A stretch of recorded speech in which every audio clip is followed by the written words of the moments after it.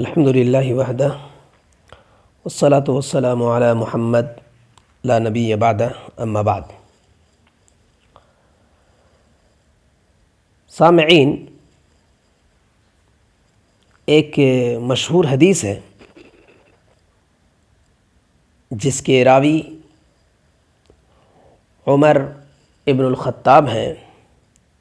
کہتے ہیں سمعت رسول اللہ صلی اللہ علیہ وسلم یقول انما الاعمال بالنیات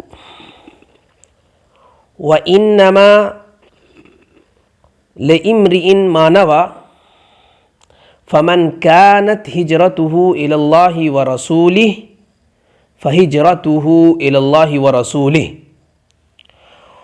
ومن كانت هجرته الى دنيا يصيبها أو امرأة يتزوجها فهجرته إلى ما هاجر إليه۔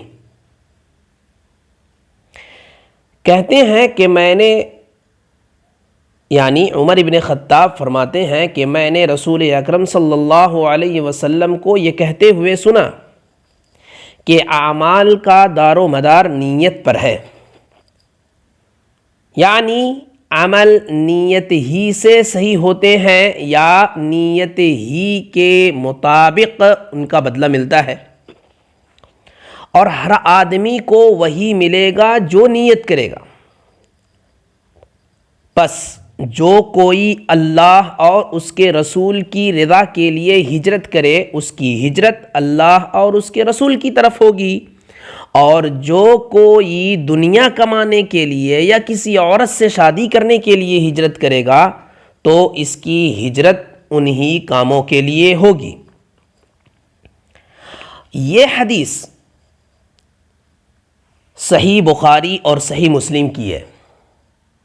میں آپ کو بتا دوں کہ یہ وہی امام بخاری اور امام مسلم کی صحیح بخاری اور صحیح مسلم ہے جن کو یعنی امام بخاری اور مسلم کے بارے میں امام نووی رحمہ اللہ نے کہا اماما المحدثین، کہ یہ دونوں محدثین کے امام ہیں، تمام محدثین کے امام ہیں۔ اس حدیث کا مختصر مطلب میں آپ کے سامنے کرتا ہوں، مطلب بتاتا ہوں مختصر۔ وہ یہ ہے کہ اس حدیث میں یہ بات بتائی گئی بغیر نیت کے کوئی بھی عبادت صحیح نہیں ہوتی۔ مثال کے طور پر آپ اگر کوئی عبادت کر رہے ہیں اور وہ بغیر نیت کے پائی گئی تو وہ عبادت صحیح نہیں ہوگی۔ جیسے عصر کی نماز آپ نے پڑھی اور آپ کی نیت ہی نہیں ہے عصر کی نماز کی، تو پھر وہ عصر کی نماز کیسے درست مانی جائے گی؟ وہ درست اور صحیح نہیں ہوگی۔ یہاں رک کر میں ایک بات بتا دوں کہ نیت جو کہا جاتا ہے، علماء کا اتفاق ہے کہ نیت کی جگہ جو ہے وہ دل ہے، دل، یعنی دل کے ارادے کا نام نیت ہے۔ زبان سے الفاظ کا ادا کرنا یہ نیت نہیں۔ کوئی یہ نہیں کہہ سکتا کہ میں ظہر کی نماز پڑھ رہا ہوں وضو بنا کر کے فلاں امام کے پیچھے، زبان کے ذریعے سے نیت درست نہیں ہے۔ نیت دل کے ارادے کا نام ہے۔ علماء کا اتفاق ہے کہ نیت کی جگہ دل ہے، یعنی دل میں ارادہ کرنا ہوتا ہے، اور نیت ہو تو عمل صحیح ہو تو عمل آپ کی عبادت درست مانی جائے گی۔ اور نیت اگر آپ کو کرنا ہے خالص اللہ کی رضا کے لیے، یعنی اس میں کسی بھی قسم کا کوئی بھی شک باقی نہ رہے۔ اسی طرح سے ایک نیت ہوتا ہے، نیت العمل کہلاتا ہے، یعنی سب سے پہلے دیکھنا یہ ہوگا کہ آپ کس عمل کی نیت کر رہے ہیں۔ مثال کے طور پر اگر آپ عصر کی نماز کا ارادہ کر رہے ہیں، جیسا کہ میں نے بتایا کہ عصر کی نماز کی نیت آپ کو کرنی ہوگی، تاکہ یہ فرق ہو کہ آپ عصر کی پڑھ رہے ہیں یا عشاء کی نماز پڑھ رہے ہیں یا ظہر کی پڑھ رہے ہیں۔ پتہ یہ چلا کہ عبادت بغیر نیت کے درست نہیں ہوتی ہے۔ رہی بات معاملات کی، رہی بات عادات کی، تو کیا معاملات اور عادات بھی بغیر نیت کے درست نہیں ہوں گے؟ کیا حقیقت میں ایسا ہی ہے؟ تو اس کا جواب یہ ہے کہ معاملات، جیسے مثال کے طور پر خرید و فروخت کر رہے ہیں، اگر آپ کی نیت نہیں ہے تو وہ نافذ ہو جائے گا، جاری ہو جائے گا، وہ عمل درست ہوگا۔ خرید و فروخت کا عمل، کھانا پینا ہے تو بغیر نیت کے وہ درست ہے، لیکن کیا اس پر ثواب دیا جائے گا؟ جیسے عبادت، اگر نیت درست ہے عبادت میں تو ثواب ملتا ہے، تو کیا معاملات اسی طرح سے عادات میں ثواب ملے گا؟ تو اس کا جواب یہ ہے کہ اگر آپ کی نیت خرید و فروخت میں اللہ کی رضا کی خاطر ہو رہی ہے تو اس پر بھی آپ کو ثواب دیا جائے گا۔ کھانا پینا کر رہے ہیں، عادات ہے، لیکن نیت خالص اللہ کی رضا کے لیے اگر کچھ آپ کر رہے ہیں تو اس پر بھی آپ کو ثواب دیا جائے گا۔ خلاصہ کلام میری باتوں کا یہ ہے کہ عمل کا جو ثواب ہوتا ہے وہ نیت کے اعتبار سے، عمل کا جو بدلہ دیا جاتا ہے وہ نیت کے اعتبار سے ہوتا ہے۔ لیکن یہاں ایک بات یاد رکھنا ہوگا کہ اس حدیث سے کوئی بھی شخص حرام کام کے اوپر دلیل نہیں پکڑ سکتا۔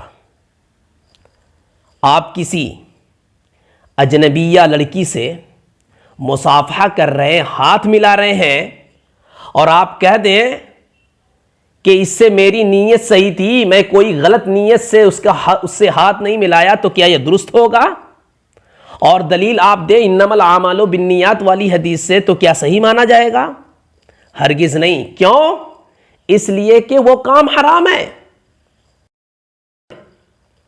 رہی بات حرام کام کے اوپر جو آپ دلیل دے رہے، اس سے یہ درست نہیں، بلکہ حرام کام کے اوپر جو میزان ظاہری عمل ہوتا ہے، وہ ہاتھ ملانا مثال کے طور پر لڑکی سے، تو وہ ظاہری عمل ہے اور وہ حرام ہے، تو اس پر دلیل دی جائے گی۔ تو کون سی حدیث؟ من عمل عملا لیس علیہ امرنا فہو رد سے، کیونکہ وہ حرام ہے، وہ پہلے سے ہی حرام ہے۔ آپ اگرچہ اس سے صحیح نیت ہی کیوں نہ ہو، اور آپ اگر کہیں کہ اس سے میرا مقصود تھا دلوں کو جوڑنا، مومن تاکہ ایک دوسرے سے محبت قائم رکھیں، اس نیت سے ہم نے ہاتھ ملایا، تب بھی آپ درست نہیں ہوگا، اس لیے کہ وہ کام حرام ہے۔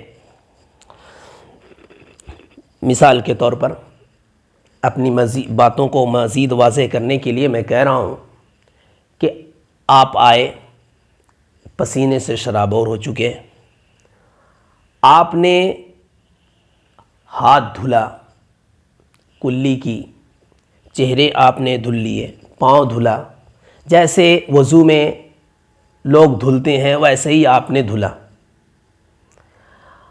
تو کیا آپ اس سے نماز پڑھ سکتے ہیں؟